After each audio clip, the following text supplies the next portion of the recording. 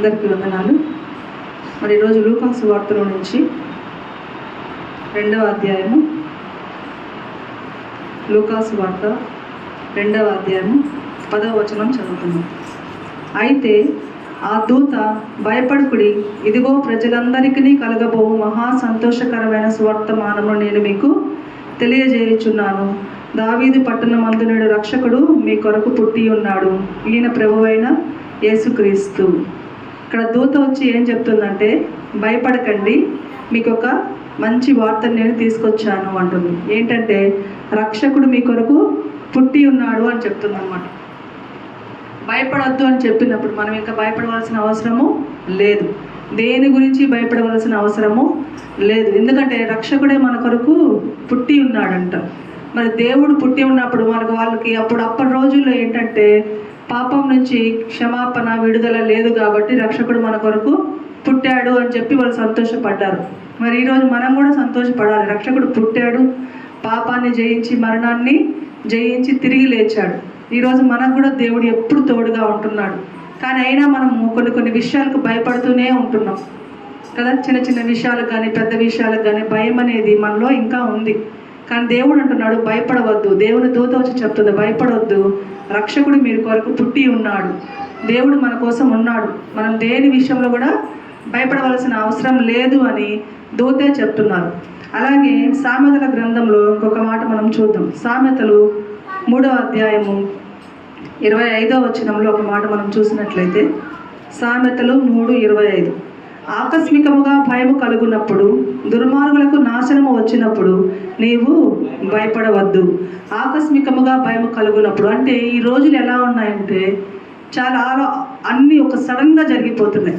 ఏది ఎప్పుడు ఎలా సంభవిస్తుందో ఎవరికీ తెలియదు. ఆ రోజు మనం వేనాడులో కానీ చూసినట్లయితే రాత్రికి రాత్రే వరదలు వచ్చి ఆ యొక్క గ్రామమే కొట్టుకుపోయినట్లుగా మనము చూస్తున్నాము. ఈ రోజులు ఏది ఎప్పుడు ఎలా సంభవిస్తుందో తెలియడం లేదు. అన్నీ ఆకస్మికంగానే, యాక్సిడెంట్లు కానివ్వండి, హార్ట్ అటాక్స్ కానివ్వండి, ఇట్లా నైట్ వరదలు కానివ్వండి, ప్రతి ఒక్కటి ఆకస్మికంగా వస్తున్నాయి. కానీ దేవుడు అంటున్నాడు, నీవు భయపడవద్దు. ఆకస్మికముగా భయము కలుగునప్పుడు, దుర్మార్గులకు నాశనము వచ్చినప్పుడు నీవు భయపడవద్దు. కొన్ని మంచిగా జరిగితే కొన్ని చెడుకు జరుగుతాయి. అయినా కూడా మీరు భయపడవలసిన అవసరం లేదు అంటున్నాడు. ఎందుకంటే పైన చూడండి 24, పండుకున్నప్పుడు నీవు భయపడవు, నీవు పరుండి సుఖముగా నిద్రించదవు. 23 కూడా, అప్పుడు నీ మార్గమును నీవు సురక్షితంగా నడిచెదవు, నీ పాదము ఎప్పుడు తొట్టిల్లదు. నీ పాదం ఎప్పుడు తొట్టిల్లదు. నీవు అసలు భయపడవలసిన అవసరమే లేదు. నీవు ప్రశాంతంగా నిద్రపో, నీవు పడుకున్నా సుఖంగా నిద్రపోతావు. ఈ రోజుల్లో ఉన్న టెన్షన్స్కి, ప్రెషర్స్కి కనీసం పడుకుంటే నిద్ర కూడా రావడం లేదు చాలామందికి. కొంతమంది ఏం చేస్తున్నారంటే డాక్టర్ దగ్గరికి వెళ్ళి స్లీపింగ్ పిల్స్ తెచ్చుకుంటున్నారు నిద్ర పడడానికి. ఒక్కొక్క రోజుల్లో, అప్పటి రోజుల్లో అయితే పడుకోగానే ప్రశాంతంగా 6-7 గంటలకు పనులన్నీ పూర్తి చేసుకొని 8 కల్లా భోజనం చేసుకొని 9 కల్లా నిద్రపోయేవాళ్ళు. కానీ ఇప్పుడు 11, 12, 1 గంట అవుతున్నా కూడా నిద్ర పట్టిన రోజుల్లోకి మనము వచ్చేస్తున్నాం. ఎందుకంటే భయము, ఆలోచనలు, ఆర్థిక పరిస్థితి గురించి, ఆరోగ్య పరిస్థితి గురించి, కుటుంబం గురించి, పిల్లల గురించి, ప్రతి ఒక్క దాని గురించి భయమే. భయపడి ఆలోచనలతోటి మనకు అసలు నిద్ర అనేది లేకుండా ఉంటుంది. డాక్టర్ దగ్గరికి పోతే మీ ఆలోచనలు తగ్గించుకోండి, మీ ప్రెషర్ని తగ్గించుకోండి, స్ట్రెస్ ఎక్కువ ఫీల్ అవ్వకండి. చిన్న వాళ్ళ దగ్గర నుంచి పెద్ద వాళ్ళ వరకు ప్రతి ఒక్కరికి ఇదే టెన్షన్స్. కానీ దేవుడు అంటున్నాడు, నీవు పండుకున్నప్పుడు నీవు భయపడవు. మరి వేనాడులో వాళ్ళు ఆ నైట్ పొద్దున్నే చూసినప్పుడు ఊరంతా లేదు అంటే పండుకుంటే ఇప్పుడు ఏ రోజు ఏం జరుగుతుందో కూడా మనకి తెలియడం లేదు. పనుకున్నా కూడా నిద్ర రావడం లేదు. ఏ సమయంలో ఏమి సంభవిస్తుందో ప్రతిరోజు ప్రార్థన చేసి పడుకుంటున్నాం. ఏంటంటే మరణ పడకల్లోకి వెళ్తున్నాం, తిరిగి లేస్తామో లేమో కూడా తెలియని రోజుల్లోకి మనం వచ్చేసాం. కొంతమంది చెప్తే వింటుంటాము, నైట్ బాగానే ఉన్నాడు, పొద్దున్న లేచే లోపల చనిపోయాడు. నైట్ బాగానే ఉంది, పొద్దున్న లేచే లోపల ఊరే కొట్టుకుపోయింది. నైట్ మాకు చెప్పి బయలుదేరాడు, పొద్దున ఆ ఊరికి వెళ్ళలేదు, మధ్యలో యాక్సిడెంట్ అయ్యి చనిపోయాడు. మరి రోజులు అంత ఎట్లా ఉన్నాయంటే అంత భయంకరంగా ఉన్నాయి. కానీ దేవుడు అంటున్నాడు, దేవుడు నమ్ముకున్న వాళ్ళకి, దేవుడి మీద భరోసా పెట్టిన వాళ్ళకి, నీవు పండుకొని భయపడకు, నువ్వు సుఖముగా నిద్రిస్తావు. ఎందుకంటే ఒకవేళ దేవుడు నమ్ముకున్న మనము బిడ్డలమైన మనం ఏంటంటే పండుకొని ఇక్కడ నిద్రపోయినా అక్కడ లేస్తాము అనేటువంటి నమ్మకంతో మనం ఉంటే భయపడము. ఎందుకంటే ఏదో ఒక రోజు మనం చనిపోవాల్సిన వాళ్ళమే. మరణం అనేది ఏదో ఒక రోజు ప్రతి ఒక్కరికి వస్తుంది. మరణాన్ని గురించి మనము భయపడవలసిన అవసరము ఎంత మాత్రమూ లేదు. కాబట్టి కొన్ని వచనాలు మనం చూసుకుందాం. దేవుడు భయపడొద్దు అంటున్నాడు, మరి దేవుడే మనకు తోడుగా ఉన్నాడు. ఏ ఏ విషయాల్లో దేవుడు మనకి భయపడొద్దు అంటున్నాడు చూద్దాం. మొదటిగా చూసినట్లయితే ఆదికాండము 26వ అధ్యాయం 24వ వచనాన్ని మనం ఒకసారి చూసుకుందాం. ఇక్కడ మనకి ఇస్సాకు కనిపిస్తాడు. తన తండ్రి చనిపోయిన తర్వాత ఇస్సాకు ఒంటరివాడైపోతాడు. ఒంటరివాడు అయినా కూడా ఆయన ఏమీ భయపడలేదు. ఎందుకంటే ఇస్సాకుకి దేవుని తోడు. నీవు అక్కడ ఉండొద్దు, నేను చెప్పే దగ్గరికి వెళ్ళినప్పుడు అబ్రహాం ఎలాగైతే దేవుని మాటకు లోబడ్డాడో, ఇస్సాకు కూడా చూడండి 24 స్టార్టింగ్లో ఒకసారి చదువుతాను. 26 స్టార్టింగ్. అబ్రహాము దినములలో వచ్చిన మొదటి కరువు గాక మరి ఒక కరువు ఆ దేశంలో వచ్చెను. అప్పుడు ఇస్సాకు గెరారులో ఉన్న ఫిలిష్తీయుల రాజైన అబీమెలెకు వద్దకు వెళ్ళెను. అక్కడ యెహోవా అతనికి ప్రత్యక్షమై, నీవు ఐగుప్తులోనికి వెళ్ళక నేను నీతో చెప్పు దేశమందు నివసించుము. ఇక్కడ అబ్రహాము ఎలాగైతే విన్నాడో, మళ్ళా కరువు వచ్చినప్పుడు యెహోవా దేవుడు మళ్ళా ఇస్సాకు ప్రత్యక్షమై, నేను చెప్పే వరకు నేను చెప్పిన దగ్గరికే వెళ్ళు, అక్కడికి వెళ్ళొద్దు అని చెప్పినప్పుడు ఆయన మాటకి లోబడ్డాడు ఇస్సాకు కూడా. ఈరోజు నీవు నేను కూడా దేవుని మాటకు లోబడాలి. దేవుడు ఆ రోజుల్లో మాట్లాడినట్టుగా నేరుగా నీతో నాతో మాట్లాడాడు. ఈరోజు ఇదిగో నువ్వు వచ్చి ఈ ప్రాబ్లంలో ఉన్నావమ్మా, నీకు ఇది సొల్యూషను, నీకు ఈ ప్రాబ్లంలో ఉంది ఇది సొల్యూషన్ అని దేవుడు నేరుగా వచ్చి మనతో చెప్పడు కదా. మనము ఈ లోక భాషలో చెప్పుకోవాలన్నా కూడా దేవుడు నీ రూపంలో వచ్చి నాకు ఈ సహాయం చేశాడని మనం అనుకుంటున్నాం, అంటూ ఉంటుంది, మనం వింటూ ఉన్నాం కూడా. ఎందుకంటే మనిషి రూపంలోనే దేవుడు వస్తున్నాడు. ఇప్పుడు మనమైతే మన నమ్మకం ఏంటి? వాక్యమే మనకి దేవుడు సూటిగా మాట్లాడే మాట. నీవు ఏదైనా ప్రాబ్లంలో ఉన్నప్పుడు ప్రార్థన చేయాలి, మోకాల్లోంచి ప్రార్థన చేయి. దేవుడు నీతో ఏం మాట్లాడుతున్నా అర్థం కావడం లేదు, నీకు ఆ సమాధానం అర్థం కాలేదు, నీవు దైవ సేవకుని దగ్గరికి రావాలి, నీ యొక్క సమస్యని నీ సేవకునికి చెప్పుకోవాలి. అప్పుడు ఆయన నీకు దేవుని దూతలాగా నీకు సొల్యూషన్ చెప్తాడు. కాబట్టి ఆయన చెప్పినట్లు చేశాడు. చెప్పుకుంటూ వెళ్తుంటే కిందకు వచ్చిన తర్వాత ఈ 26, 24లో చూడండి. ఆ రాత్రి యెహోవా అతనికి ప్రత్యక్షమై, నేను నీ తండ్రి అయిన అబ్రహాము దేవుడను, నేను నీకు తోడై ఉన్నాను గనక భయపడకము. నా దాసుడైన అబ్రహామును బట్టి నిన్ను ఆశీర్వదించి నీ సంతానమును విస్తరింపజేస్తానని చెప్పాను. నీవు ఒంటరి వాడువు కావు, నీవెక్కడికి వెళ్ళినా నీ తండ్రికి నేను ఎలాగో తోడుగా ఉన్నానో, నేను చెప్పిన మాటగా నీవు వింటే, నా మాటకు నీవు లోబడితే నీకు కూడా నేను తోడై ఉంటాను, భయపడద్దు అని చెప్తున్నాడు. కాబట్టి ఈరోజు కొంతమందికి ఇంటి యజమానుడు లేకపోవచ్చు, తండ్రి లేకపోతే నేను ఇంకెట్లా, నా తండ్రి ఇన్ని రోజులు నన్ను పోషించాడు, నా తండ్రి ఇన్ని రోజులు నన్ను చూసుకున్నాడు, ఈ లోకంలో ఎలా బ్రతకాలో నాకు తెలియడం లేదు, నాకు ఇంకెవరు దిక్కు అని నీవు అనే పరిస్థితిలో నీవు ఉన్నావేమో. నీ యజమానుడు దేవుడే, దేవుడికే నీవు లోబడితే దేవుడు అంటున్నాడు, నీ తండ్రికి ఎలాగైతే నేను తోడున్నానో నీకు కూడా నేను తోడై ఉంటాను. కాకపోతే నువ్వు నాకు చేయాల్సింది ఏంటి? నమ్మాలి, భయపడద్దు. నేను నీకు తోడై ఉన్నాను అని నీవు నమ్మితే నేను నీకు ఖచ్చితంగా తోడుంటాను, నీవేం భయపడవలసిన అవసరం లేదు.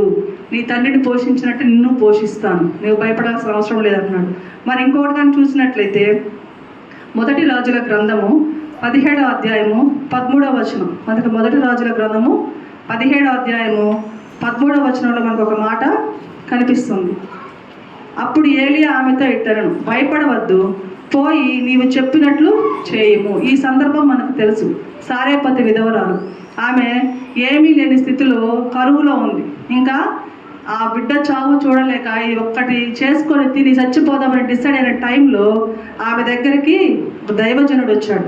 దైవజనుడు వచ్చి, నాకేమైనా పెడతావని అడిగితే, నా దగ్గర ఏమీ లేదు, నేను నా కొడుకు ఇది తిని చచ్చిపోదాం అనుకుంటున్నాం, అంత కరువులో ఉన్నాం మేము అని చెప్పినప్పుడు ఆయన అంటున్నాడు, భయపడవద్దు, పోయి నేను చెప్పినట్లు చేయి అన్నప్పుడు ఆమె చెప్పినట్లు చేసింది, ఆ కరువు నుంచి బయటపడింది. ఈ సందర్భం మనకు తెలిసింది. కాబట్టి ఈరోజు మనం కూడా కరువులో కూడా మనం భయపడవలసిన అవసరం లేదు. ఎందుకంటే ఆ ఆకాశ పక్షులను పోషించే దేవుడు మనకు దేవుడుగా ఉన్నప్పుడు మనం దేనికి భయపడవలసిన అవసరం లేదు. కరువులో కూడా మనం భయపడవలసిన అవసరం లేదు. మరి ఆ రోజు వేనాడులో ఎంత కరువు వచ్చిందంటే పాపం వాళ్ళకి భోజనం ఇవ్వడానికి కూడా కష్టమైపోయింది. అయినా కూడా భోజనం వాళ్ళకి ఎలాగోలా అందించారు. మరి ఈ ఎంత టెక్నాలజీ పెరిగిపోయి ఈ రకంగా ప్రతి ఒక్కరిని ఆదుకుంటున్నప్పుడు ఈ టెక్నాలజీని యొక్క జ్ఞానాన్ని సృష్టించిన దేవుని మనం కలిగి ఉన్నప్పుడు మనం భయపడవలసిన అవసరము ఎంత మాత్రము లేదు. కరువులో కూడా నేను పోషించే దేవుడిని మనము దేవుడు ఆరాధిస్తున్నాం, దేవుడిగా కలిగి ఉన్నాం. భయపడకుండా నీవు కానీ దేవుడిని ఆరాధించగలిగితే కరువు కూడా మనము ఏం చేయలేం. కాకోలము చేత ఏలియాని పోషించిన దేవుడు మన గొప్ప దేవుడు. హల్లెలూయా.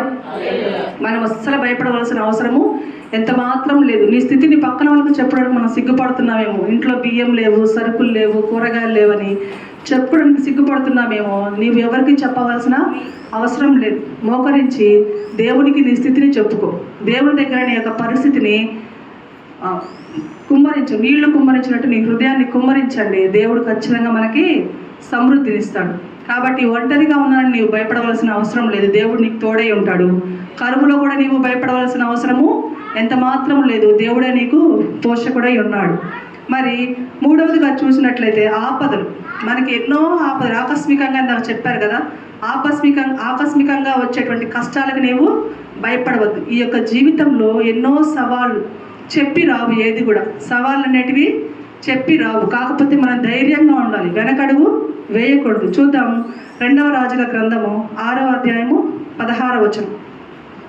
అతడు భయపడవద్దు, మన పక్షం ఉన్నవారు వారికంటే అధికులై ఉన్నారని చెప్పి యెహోవా వీడు చూచినట్లు దయచేసి వీని కన్నులను తెరవమని ఎలీషా ప్రార్థన చేయగా యెహోవా పనివాని కన్నులను తెరచని గనుక వాని చుట్టూ ఎలీషా చుట్టూను పర్వతము అగ్ని గుర్రముల చేత రథముల చేతను నిండి ఉండుట చూచెను.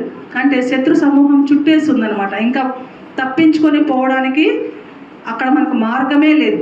అటువంటి పరిస్థితుల్లో ఆ పనివాడు అంటున్నాడు, ఇంకా మనము ఏం చేయలేము, మనము వీళ్ళకి చిక్కిపోయాము, ఈరోజు మనం చనిపోవడము ఖాయము అని చెప్పి ఆ యొక్క పనివాడు భయపడుతున్నప్పుడు ఆ యొక్క దైవజనుడు అంటున్నాడు, నువ్వు భయపడవద్దు, మన పక్షంలో ఉన్నవాడు వారికంటే అధికులై ఉన్నారు. సమస్య ఈరోజు చాలా పెద్దది. మన జీవితంలో మనకు వచ్చిన సమస్య చాలా పెద్దది అనుకుంటాం. ఎందుకు? మనము ఆ సమస్యని పెద్దదిగా చూస్తున్నాం కాబట్టి.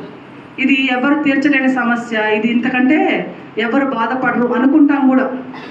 ఆ పరిస్థితుల్లో దినములు కొద్ది కొద్దిగా దాటుతూ వస్తే మనం ఆ యొక్క పరిస్థితికి అలవాటు పడిపోతాం. సమస్య అప్పుడు మనకి ఆ రోజు పెద్దదిగా కనిపించిన సమస్య వచ్చే కొద్దీ అది చిన్నదిగా కనిపిస్తుంది. ఎప్పుడు కనిపిస్తుంది? ఆ సమస్యను ఎదుర్కొనే శక్తి నీలో ఉన్నప్పుడు. ఆ శక్తి నీకు ఎలా వస్తుంది అంటే, నీ దేవుడైన యెహోవాకు నీవు మొరపెట్టినప్పుడు, నా దేవుడు ఈ సమస్య కంటే సామర్థ్యుడు, ఈ సమస్య కంటే పెద్దవాడు అని నీవు నమ్మినప్పుడు జీవితంలో ఎన్నో సవాళ్ళు ఎదురవుతాయి, ఎన్నో కష్టాలు వస్తాయి. కష్టాలు లేకుండా జీవితము ముందుకు సాగదు. మరి యోబుని మనం జ్ఞాపకం చేసుకుంటే ఎన్ని కష్టాలు. మనం ప్రతిసారి కష్టం వచ్చినప్పుడు యోబునే మనం జ్ఞాపకం చేసుకోవాలి. ఈరోజు నీవు నేను ఆరోగ్యంగా ఉన్నాం, దేవుడు మనకు ఆరోగ్యాన్ని ఇచ్చాడు.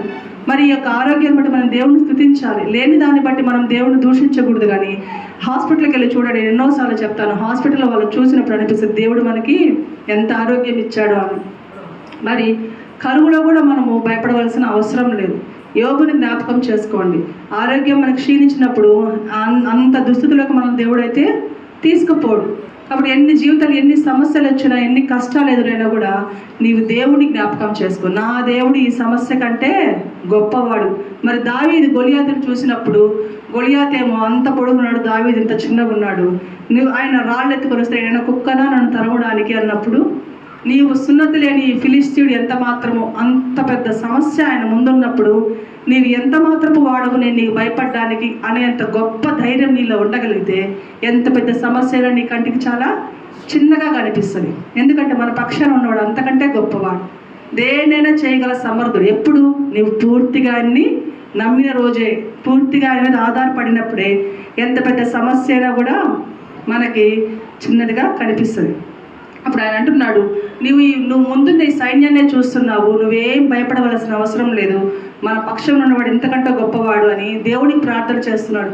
ఈ పనివానికి నీ యొక్క మహిమని చూపించయ్యా, వీడు నీ మహిమని చూడలేకపోతున్నాడు. మరి ఈరోజు మనం కూడా చూడలేకపోతున్నాం.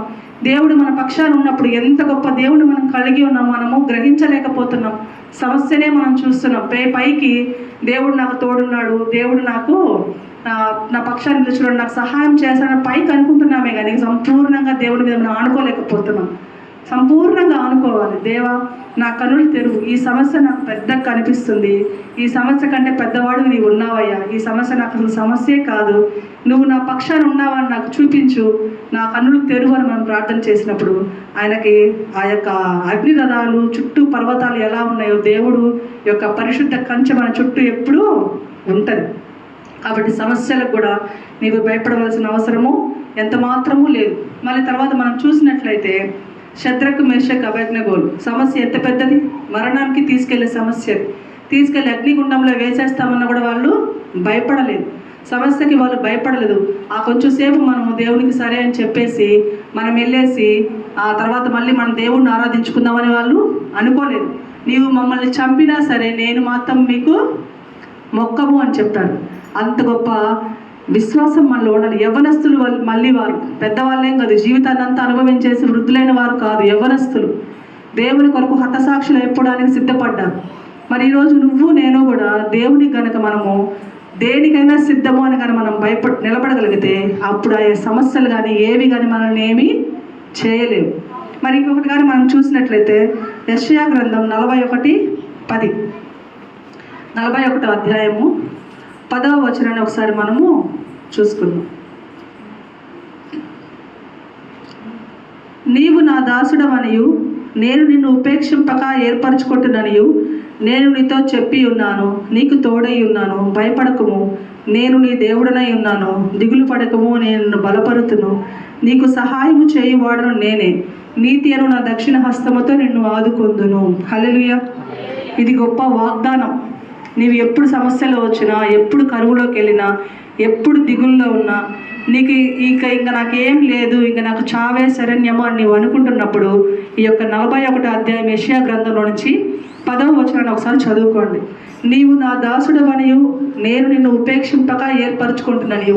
ఈరోజు ఇక్కడ కూర్చున్న మనము కొంతమంది పుట్టుక క్రైస్తవులు ఉండొచ్చు, కొంతమంది తాత ముత్తాతల నుంచి క్రైస్తవులుగా మీరు వచ్చి ఉండొచ్చు. కానీ ఎవరైనా మధ్యలో దేవుని ఎరిగి ఉంటే వాళ్ళు మేము ఫస్ట్ నుంచి క్రైస్తవులు కాదు కదా, మధ్యలో వచ్చానే నన్ను దేవుడు ఇంతగా ప్రేమిస్తాడా అంటే నీకోసం ఈ మాట చెప్తున్నాడు. నీవు నా దాసుడవనియు నేను ఉపేక్షింపక ఏర్పరచుకుంటున్నానియు. నేను ఏర్పరచుకోకుండా ఇక్కడ ఎవ్వరు లేరు, మీరందరూ నేను పిలిస్తేనే వచ్చిన వారు, మీరేం భయపడవలసిన అవసరం లేదు. నేను నీతో చెప్పి ఉన్నాను. ఏం చెప్పాడు ఆయన? ప్రతి ఒక్కరికి ఇక్కడ కూర్చున్న నీకు నాకు వింటున్న ప్రతి ఒక్కరికి ఆయన చెప్తున్న మాట ఏంటంటే, నేను నీకు తోడై ఉన్నాను, భయపడకము, నేను నీ దేవుడనై ఉన్నాను. మరి ఈ మాటను పట్టుకొని కానీ మనం ప్రార్థన చేయగలిగితే ఇంకా ఏ సమస్యను కూడా మనం ఎందుకు భయపడాలి? కరువుకైనా, ఖడ్గానికైనా, మరణానికైనా, దేనికైనా మనం భయపడవలేదు. ఏ మాట? నేను నీతో చెప్పి ఉన్నాను, నేను నీకు తోడై ఉన్నాను, భయపడకు, నేను నీ దేవుడనై ఉన్నాను. ఇంకొక దగ్గర చూసినట్లయితే నేను నిన్ను నా అరచేతులతో చెక్కుకొని ఉన్నాను. మనం మన చేతులతో చేసుకున్న దాన్ని ఏదైనా కూడా ఎంత విలువగా కాపాడుకుంటాం. కొనుక్కున్న దానికంటే చేసుకున్న దానికి ఎక్కువ విలువనిస్తాం, ప్రాధాన్యతనిస్తాం. మరి మన అందరిని ఆయన అరచేతులతో చెక్కుకొని ఉన్నాడంట, నిన్ను ఎత్తుకొట్టాను అంటున్నాడు ఆయన. మరి అంత గొప్ప దేవుడికి మనము కలిగి ఉన్నప్పుడు ఈ సమస్యలకు మనం భయపడవలసిన అవసరము ఎంత మాత్రమూ లేదు. దిగులు పడకు, నేను నిన్ను బలపరుస్తాను. బలహీన పడిపోయావేమో, సమస్యలను చూసి దిగులు పడిపోతున్నావేమో, ఇంకా నాకెవ్వరు సహాయం చేయలేరు, ఈ సమస్యను ఎవ్వరు తీర్చలేరు అనుకుంటున్నావేమో, అలాంటప్పుడు మనం ఎవ్వరికి చెప్పుకోవాల్సిన అవసరం లేదు. దేవుని దగ్గరే మోకరిద్దాం. ప్రభువా, నీవు నన్ను ఏర్పరచుకున్నావు కదా, నాకు సహాయం నీవే చేస్తానన్నావు కదా, దిగులు పడద్దన్నావు, నేను దిగులు పడడం లేదు, భయపడడం లేదు. నీవు నా పక్షా నుండి కార్యాలు జరిగించేటప్పుడు నేను ఎవరికి భయపడను, నా సహాయము చేసేది నీవే అని మనం కానీ ప్రార్థించినప్పుడు ఖచ్చితంగా మనము ధైర్యంగా ఉంటాం. దేవుని కలిగిన మనం అందరం ధైర్యంగా ఉండాలి అంటే ఈ మాటలు మనం ఎప్పుడు చదువుకుంటూ ఉండాలి. నీతి అను నా దక్షిణ హస్తంతో నిన్ను ఆదుకొందును. నువ్వు ఎంత లోతులోకి వెళ్ళిపోయినా కూడా, ఎంత శ్రమంలో కూరుకుపోయినా, అప్పుల బాధల్లో కూరుకుపోయినా, ఇబ్బందుల్లో కూరుకుపోయినా దేవుడే నిన్ను లేవనెత్తడానికి సిద్ధముగా ఉన్నాడు. కాబట్టి ఈ మాటలు మీరు చదువుకుంటూ ఉండండి. 41:10 వచనం.